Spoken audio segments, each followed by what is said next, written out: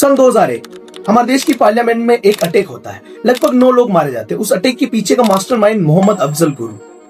हालांकि कुछ टाइम बाद उसे फांसी दे दी जाती है और मामला यहीं पर खत्म हो जाना चाहिए था, लेकिन मामला यहाँ पर खत्म नहीं होता। यहाँ से कहानी शुरू होती है। यहाँ से कहानी ऐसे शुरू होती है कि कुछ नारे हमारे कान में सुनाई देने लगते हैं कि अफजल हम शर्मिंदा हैं, तुम्हारे कातिल जिंदा हैं, तुम कितने अफजल मारोगे, हर घर से एक नया अफजल निकलेगा, भारत तेरे टुकड़े होंगे इंशाल्लाह इंशाल्लाह, कुछ इस प्रकार से नारे लगते हैं। अफजल मारोगे,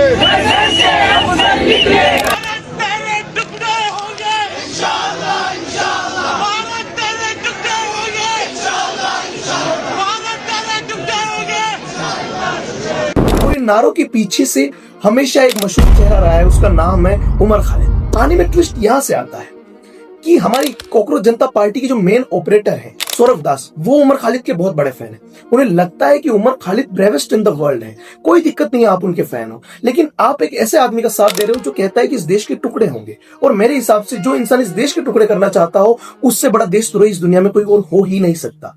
बात रही कॉकरोच जनता पार्टी की, कि कॉकरोच जनता पार्टी जहां जंतर मंतर पर प्रोटेस्ट हुआ, जहां पर आम आदमियों के बारे में बात होनी चाहिए थी, आम मुद्दों पर बात होनी चाहिए थी, पेपर लीक पर बात होनी चाहिए थी, वहां पर सबसे ज्यादा बात हुई उमर खालिद के बारे में। और कॉकरोच जनता पार्टी को कहीं ना कहीं ऐसा लगता है कि जिस प्रकार से नेपाल में सरकार गिरी, वैसे हम इस देश में ऐसा कुछ कर सकते हैं, तो ये आपकी सबसे बड़ी गलतफहमी है। इस देश की सरकार अलग है, इस देश की पॉलिटिक्स अलग है। क्या आप इस देश की मिलिट्री को जानते हैं? ऐसी जगह से गोली चलाएगी कि पता भी नहीं चलेगा क्या हो रहा है। और इस देश की ये वो सरकार है जहां पूरा मणिपुर जल गया, जहां पर औरतों को नंगा करके टांग दिया गया, उनकी गर्दनें काट दी गई, लेकिन सारा मामला छुपा दिया गया। आप उस सरकार को हिलाने की बात कर रहे हो।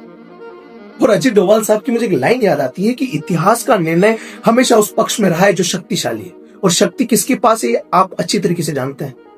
समझदार को बाकी इशारा काफी है। मिलते हैं फिर।